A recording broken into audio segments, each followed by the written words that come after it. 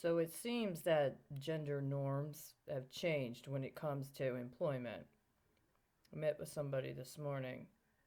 Perhaps we're meant to be friends. He's currently homeless. I know what that's like. I've been there myself. As soon as I got to him on the side of the street where he was staying, which is a place the city has for years allowed people to congregate to sleep safely outside, presumably. Two people, or a third person, I'm not sure. Their uniforms were not the same. There were three people. I don't know which of them identifies as transgender, but I'm going to tell you something. They did not look like they were old enough to run for Congress. Let's put it that way. They appeared as if they were members of the Dallas Police Department and told him he had to move all of the stuff onto the other side of the street because somebody inside the building, outside which they were sleeping, complained about the noise. It's not what it was. It's Sunday. They're hustling somebody's pension kickback today.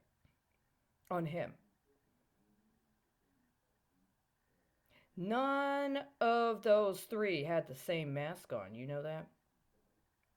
There were three different masks, only one of which looks like it would have been distributed by who? The Dart Lady! Fair Enforcement. It used to be Fair Inspector. Now it's Fair Enforcement. Very different demographic. I think she would identify as transgender, or at least be trans-friendly. We have to keep our masks on, don't we?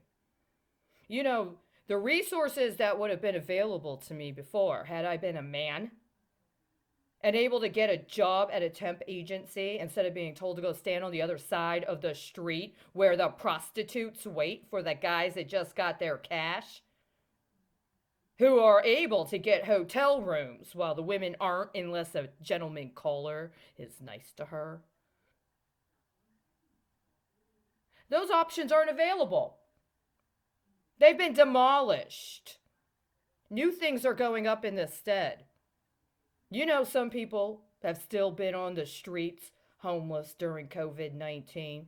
Their assessment of medical necessity is substantially different than whatever it is the people who get jobs now and are allowed to get paid for public health are making it out to be. You like my paperclip? I found it after I told the woman who was trying to compel me to engage in a behavioral modification that had no medical necessity that I was not going to stay on the train after masking myself for her, I don't know, pleasure. I told you guys to stay away from my genitals.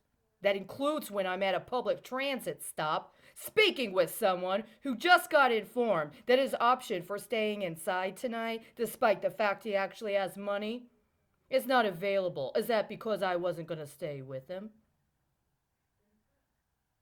I found this paperclip at the train stop I got off at. I've never gotten off at that train stop before. There was a time several years ago when paperclips were like passports. You ever been to the passport office? When you go and you give them your information, they got a big paperclip. They hand you a big paperclip after they do the initial inspection. How many people get to keep that paperclip? I don't know. They stole my passport and haven't gotten back to me in going on 4.5 years. But I got this paperclip today. And you know what else I found? It's right here. Form 1056. What does this say? DD 1056.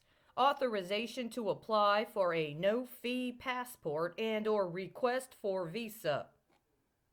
DD Form 1056. Instructions. December 2019. Previous edition is obsolete. You know what else I got up right here? Dallas County cases. Texas cases. United States cases. Updated January 3rd at 4:09 p.m. local. Deaths, 353,309. Plus 1,056.